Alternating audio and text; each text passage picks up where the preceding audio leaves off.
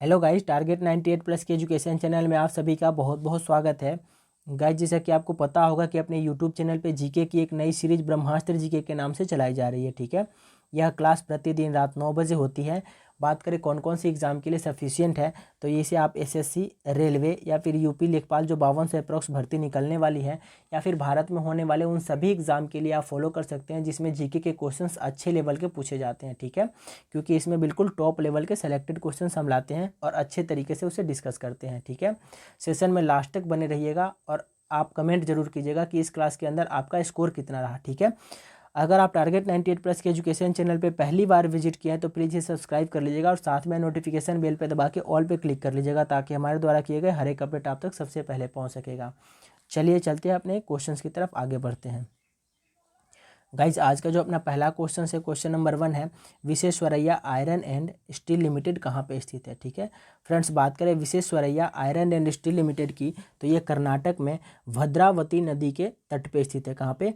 कर्नाटक के भद्रावती नदी के तट पे स्थित है। इसका राइट आंसर डी हो जाएगा। ठीक है, चलिए चलते हैं अगले क्वेश्चन की तरफ।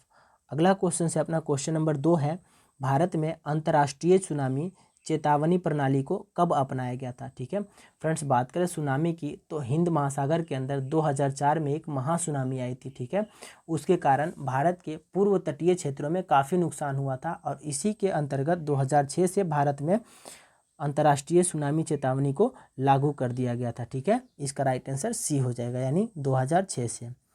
चलिए चलते हैं अगले क्वेश्चन की तरफ। अगला क्वेश्चन है अपना, कोयले से वाणिज्यिक रूप में पैदा होने वाली ऊर्जा को क्या कहते हैं। ठीक है फ्रेंड्स, बात करें कोयले से वाणिज्यिक रूप में पैदा होने वाली ऊर्जा की तो इसे हम हीट एनर्जी या फिर ताप ऊर्जा बोल सकते हैं। क्या? ताप ऊर्जा, इसका राइट आंसर हो जाएगा। ठीक है, चलिए चलते हैं अगले क्वेश्चन की तरफ। अगला क्वेश्चन है अपना, सबसे पुरानी चालू रिफाइनरी कहाँ पे स्थित है। ठीक है फ्रेंड्स, बात करें अपना जो भारत में सबसे पुराना जो रिफाइनरी है, जिसे हम तेल शोधक कारखाना के नाम से भी जानते होंगे, आप शायद पढ़े होंगे पीछे, अगर नहीं पढ़े हैं तो मैं बता दूं, भारत का जो अपना सबसे पुराना तेल शोधक कारखाना है वो डिगबोई में स्थित है। कहाँ पे? डिगबोई में स्थित है। बात करें इसकी स्थापना की तो इसकी स्थापना 1901 ईस्वी में की गई थी। यह भारत की नहीं बल्कि ये एशिया के सबसे पुराना तेल शोधक कारखाना के रूप में इसे जाना जाता है। ठीक है, इसका राइट आंसर सी हो जाएगा। चलिए चलते हैं अगले क्वेश्चन की तरफ। अगला क्वेश्चन है अपना, जादू घोड़ा का संबंध किससे है। ठीक है फ्रेंड्स, बात करें जादू घोड़ा के संबंध की तो इसका सी हो जाएगा राइट आंसर, यानी कि यूरेनियम के खनन से। जादू घोड़ा झारखंड में एक टाटा नगर के समीप स्थित एक जगह है और ये यूरेनियम खनन से संबंधित है। यहाँ पे यूरेनियम का खान है। ठीक है, तो इसका राइट आंसर सी हो जाएगा। चलिए चलते हैं अगले क्वेश्चन की तरफ। अगला क्वेश्चन है अपना, भारत में कृषि को दुष्प्रभावित करने वाला मौसम का सबसे महत्वपूर्ण तत्व कौन सा है। ऑप्शन है अपने पास की तापमान, या फिर आर्द्रता, मतलब भूमि में जो नमी होती है वो, या फिर पवन, या फिर ओलावृष्टि। ठीक है, बात करें इसके राइट आंसर की तो इसका राइट आंसर डी हो जाएगा, यानी कि ओलावृष्टि, क्योंकि फसलों में जो नुकसान होते हैं वो ओलावृष्टि के कारण ही होते हैं। ठीक है, बाकी तापमान, आर्द्रता और पवन ये सारे से कोई नुकसान नहीं होता है। चलिए चलते हैं अगले क्वेश्चन की तरफ। अगला क्वेश्चन है अपना, भारतीय जूट उद्योग के लिए प्रमुख प्रतिद्वंदी कौन है। ठीक है फ्रेंड्स, बात करें भारतीय जूट उद्योग के लिए प्रमुख प्रतिद्वंदी की तो इसका राइट आंसर सी हो जाएगा, यानी कि बांग्लादेश।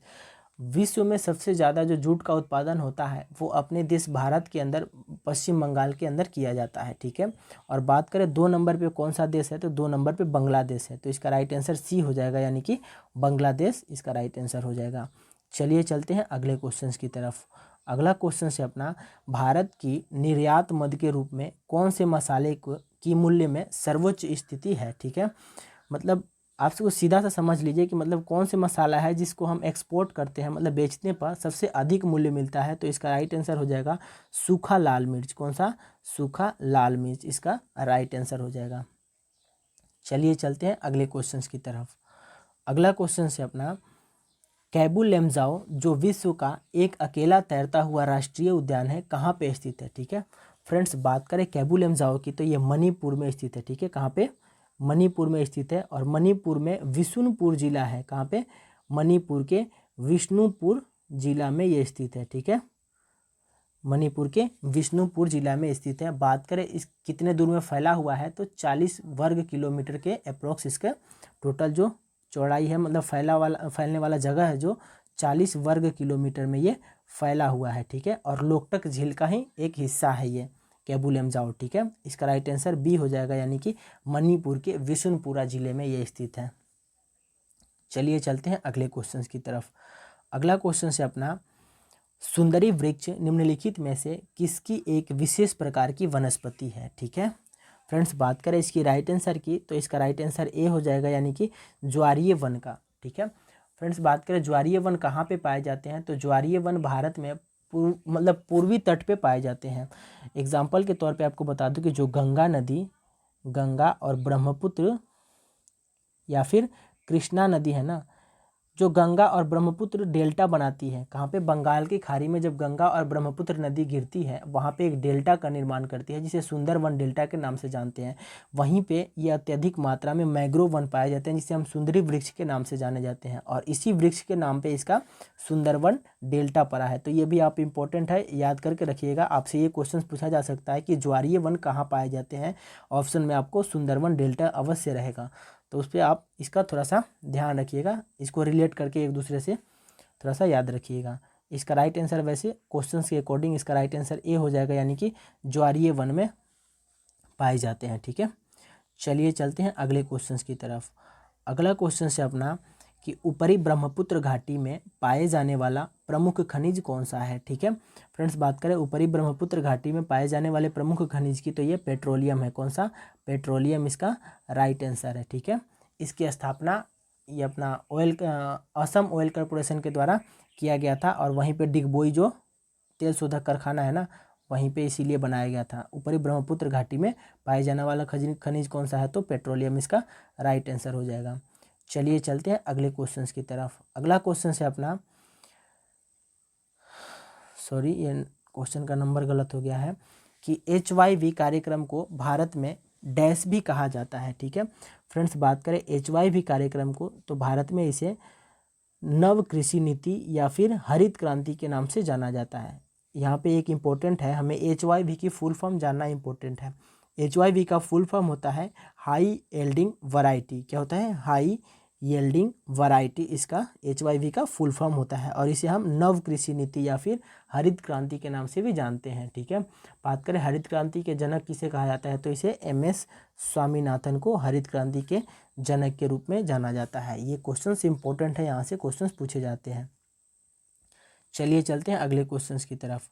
अगला क्वेश्चन है अपना कि भारत का सबसे ऊंचा जलप्रपात किस राज्य में स्थित है। ठीक है फ्रेंड्स, बात करें भारत के सबसे ऊंचे जलप्रपात की तो ये कर्नाटक में स्थित है। ठीक है, कौन सा जलप्रपात है, कुचिकल जलप्रपात। ठीक है, कुचिकल जलप्रपात कर्नाटक में स्थित है, और ये भारत का सबसे ऊंचा जलप्रपात है। ठीक है, चलिए चलते हैं अगले क्वेश्चन की तरफ। अगला क्वेश्चन है अपना, भारत में सबसे ऊंचा पठार कौन सा है। ठीक है फ्रेंड्स, बात करें भारत के सबसे ऊंचे पठार की तो ये लद्दाख का पठार इसका राइट आंसर हो जाएगा। इसकी ऊंचाई की अगर बात करें तो अप्रोक्सीमेटली 5000 मीटर इसकी ऊंचाई है। कितनी, 5000 मीटर की इसकी ऊंचाई है। चलिए चलते हैं अगले क्वेश्चन की तरफ। अगला क्वेश्चन है अपना, आंध्र प्रदेश और तमिलनाडु के तटीय भूभाग को क्या कहते हैं। ठीक है फ्रेंड्स, बात करें आंध्र प्रदेश और तमिलनाडु के तटीय भूभाग को तो इसे हम कोरोमंडल कहते हैं। क्या कहते हैं, कोरोमंडल कहते हैं। और मालाबार तट किसे कहते हैं तो जो अपना ये केरल के जो पश्चिमी एरिया है ना, जो केरल में स्थित जो पश्चिमी भाग होते हैं उसे हम मालाबार तट के नाम से जानते हैं। किसे, मालाबार तट के नाम से। और क्वेश्चंस के अकॉर्डिंग इसका राइट आंसर हो जाएगा बी, यानी कि कोरोमंडल कहते हैं आंध्र प्रदेश और तमिलनाडु के तटीय भूभाग को। ठीक है, चलिए चलते हैं अगले क्वेश्चन की तरफ। अगला क्वेश्चन है अपना, निम्नलिखित में से कौन सा जोड़ा सही नहीं है। ऑप्शंस पढ़िएगा एक बार, देहरादून उत्तर प्रदेश, या फिर शिमला हिमाचल प्रदेश, या फिर दार्जिलिंग पश्चिम बंगाल, या फिर पंचमढ़ी मध्य प्रदेश। ठीक है, देखिए गाइस, पंचमढ़ी मध्य प्रदेश में स्थित है, दार्जिलिंग भी पश्चिम बंगाल में स्थित है, शिमला हिमाचल प्रदेश में स्थित है, लेकिन बात करें अगर देहरादून तो ये कहाँ पे स्थित है, उत्तराखंड में। कहाँ पे, उत्तराखंड में, उत्तर प्रदेश में नहीं स्थित है, ये उत्तराखंड में स्थित है। तो इसका राइट आंसर ए हो जाएगा, यानी कि ये सही नहीं है। ठीक है, चलिए चलते हैं अगले क्वेश्चन की तरफ। अगला क्वेश्चन है अपना, शेर शाह सूरी की मृत्यु कहाँ लड़ते हुए हुई थी, ठीक है। इसका राइट आंसर सी हो जाएगा, यानी कि कलिंजर में शेर शाह सूरी की मृत्यु हुई थी, ठीक है। चलिए चलते हैं अगले क्वेश्चन की तरफ। अगला क्वेश्चन है अपना कि रजिया सुल्तान किसकी बेटी थी, ठीक है। फ्रेंड्स, बात करें रजिया सुल्तान की तो ये इल्तुतमिश की बेटी थी, जिसे हम अल्तमस के नाम से भी जानते हैं। इल्तुतमिश की बेटी रजिया सुल्तान थी और इसे हम उत्तर भारत के प्रथम महिला शासिका के नाम से भी जानते हैं, ठीक है। रजिया सुल्तान को उत्तर भारत के प्रथम महिला शासिका के नाम से जानते हैं। बात करें इसके शासनकाल की तो इसे 1236 से 1240 ईस्वी तक इनका टोटल शासनकाल रहा था, ठीक है। इसका राइट आंसर ए हो जाएगा, यानी कि इल्तुतमिश की बेटी रजिया सुल्तान थी, ठीक है। चलिए चलते हैं अगले क्वेश्चन की तरफ। अगला क्वेश्चन है अपना, दिल्ली में दिल्ली में मुगल साम्राज्य की नींव निम्नलिखित में से किस लड़ाई के परिणाम स्वरूप पड़ी थी, ठीक है। फ्रेंड्स, बात करें दिल्ली में जो मुगल साम्राज्य की नींव रखी गई थी वो पानीपत की प्रथम लड़ाई के बाद रखी गई थी, ठीक है। बात करें पानीपत की प्रथम लड़ाई कब हुई थी तो 21 अप्रैल 1526 ईस्वी को पानीपत की प्रथम लड़ाई हुई थी और बाबर और इब्राहिम लोदी के मध्य ये लड़ाई लड़ी गई थी। तो बाबर द्वारा इब्राहिम लोदी को पराजित करके और फिर बाबर ने दिल्ली में मुगल साम्राज्य की नींव रखी थी, ठीक है। तो इसका राइट आंसर डी हो जाएगा, यानी कि पानीपत की पहली लड़ाई के मध्य ये नींव रखी गई थी। और यहाँ से ये भी इम्पोर्टेंट है, आप इसे नोट डाउन कर सकते हैं कि 1526 ईस्वी में बाबर द्वारा पानीपत की पहली लड़ाई लड़ी गई थी बाबर और इब्राहिम लोदी के बीच। इसमें बाबर जीता, इसमें मतलब विजयी हुआ और उसको इब्राहिम लोदी को पराजय करके, ठीक है। चलिए चलते हैं अगले क्वेश्चन की तरफ। अगला क्वेश्चन है अपना आज का लास्ट क्वेश्चन है, 1420 ईस्वी में विजयनगर साम्राज्य में आने वाले इटली के यात्री का नाम क्या था, ठीक है। फ्रेंड्स, बात करें इसका राइट आंसर तो इसका राइट आंसर बी हो जाएगा, यानी कि निकोला डी कोटी था। क्या था? निकोला डी कोटी था। बात करें ये किसके शासनकाल में आया था तो ये देवराय के शासनकाल में आया था। किसके? देवराय के